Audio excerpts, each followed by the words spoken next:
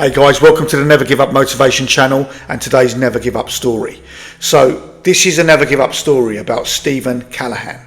There's a saying, force your body and then your heart and your mind will follow you, and that's never been more apt for this tale. Yes, this one is a tale of sheer courage and determination that will shock you to the core. Such was the grit and absolute fight that Stephen Callahan demonstrated in this story of surviving against all of the odds.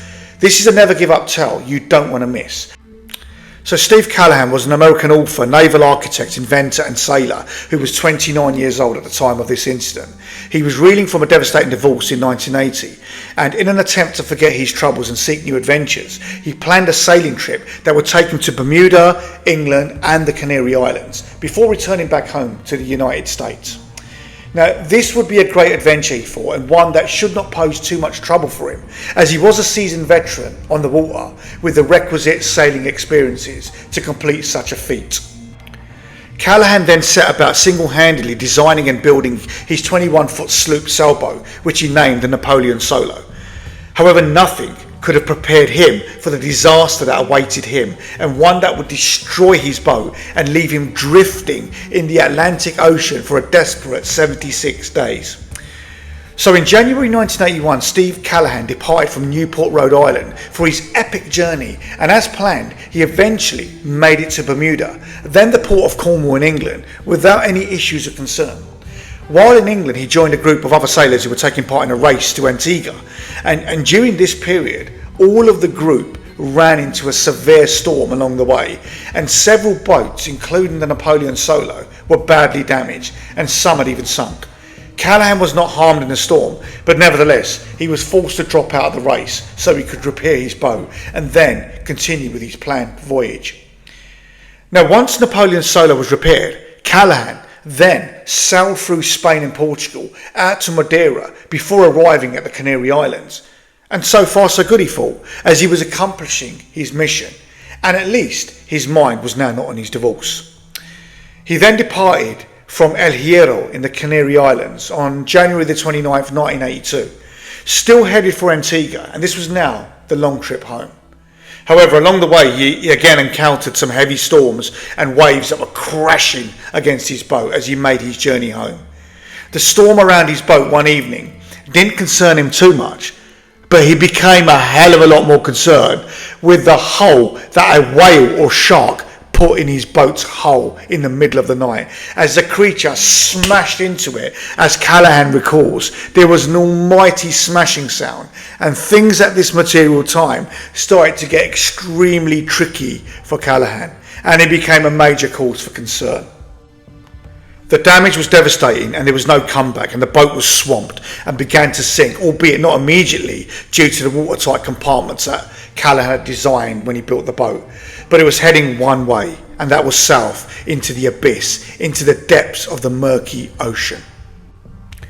Unable to stay aboard Napoleon Solo as it filled with water and was overwhelmed by breaking seas, Callahan repeatedly went back into the sinking boat to grab any survival gear he could and any food and water he could get hold of, at least to sustain him for a few days, as he just knew the gravity of what was happening to him and exactly how far adrift he was, stranded in the middle of nowhere.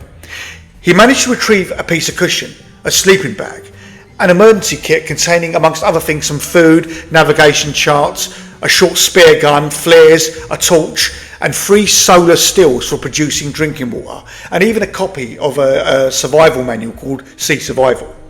He manoeuvred his life raft, his last bastion of hope, and jumped into it as the boat, the Napoleon Solo, sunk to the depths of its murky grave.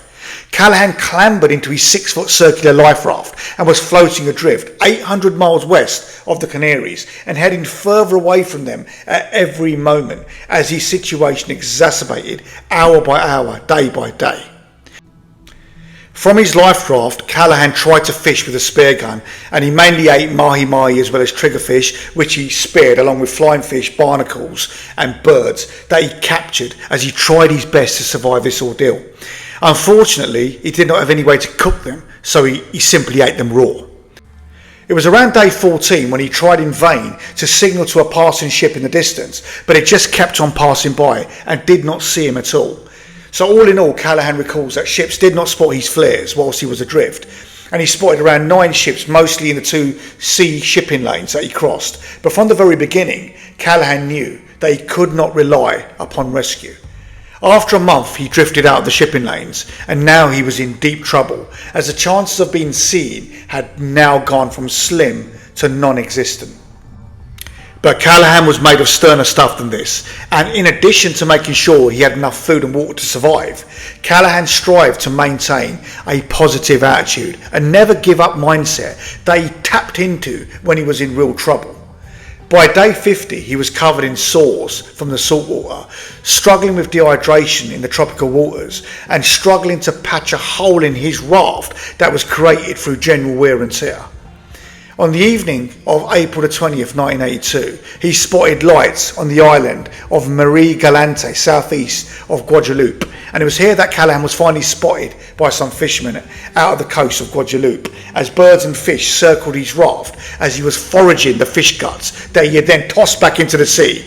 They saw him and he was finally found, as they could not believe what they saw as he was discovered. Callahan was exhausted, desperate and on his haunches, and during his ordeal he had faced sharks, raft punctures, equipment failure, deterioration, physical and mental exhaustion, starvation and stress. Having lost a third of his body weight and been covered with sores because of the salt water, he was taken to a local hospital and then spent 6 weeks recovering, and overall it took him approximately 8 months for Stephen Callahan to fully recover from his ordeal.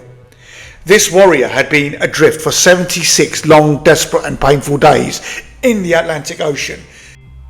During his journey, Callahan experienced a few positive elements aside from the suffering, describing the night sky at one point as a view of heaven from a seat in hell, as he nevertheless refused to give up on the hope of surviving his ordeal. In a later interview, Callahan said, "You can look at anything as a blessing or a curse, and sometimes there's a little bit of both." And he had said that he had a lot of time to think whilst he was adrift, and he realised that he had made a lot of mistakes in his life, but then vowed to change and do a better job with his life if he was rescued. Callahan recounted his ordeal in the best-selling book Adrift, 76 Days Lost at Sea, which was published in 1986, which was also on the New York Best Time Sellers list for more than 36 weeks. Now, I will leave you with some of Steve Callahan's most profound and thought-provoking quotes on his remarkable tale of survival, and ones that epitomise why you must never give up, no matter how bad your situation is, and no matter how tough it is. Callahan said, "My plight has given me a strange kind of wealth, the most important kind. I value each moment that is not spent in pain, desperation, hunger, thirst or loneliness." He said dreams, ideas and plans are not only an escape, they gave him a purpose, a reason to hang on. He also said, we cannot grow without challenge. So on that note, remember these words of wisdom from someone who has been there. And whenever things are tough and at their toughest in your life, never think about giving up. For when you come out the other side, then you will have grown that much more resilient through your adversity and your challenges. You are never out of the fight. Steve Callahan, what an inspirational story, and what a guy, what a legend. I'm going to go and get a cup of tea. I'll see you back in a bit. Thanks for watching.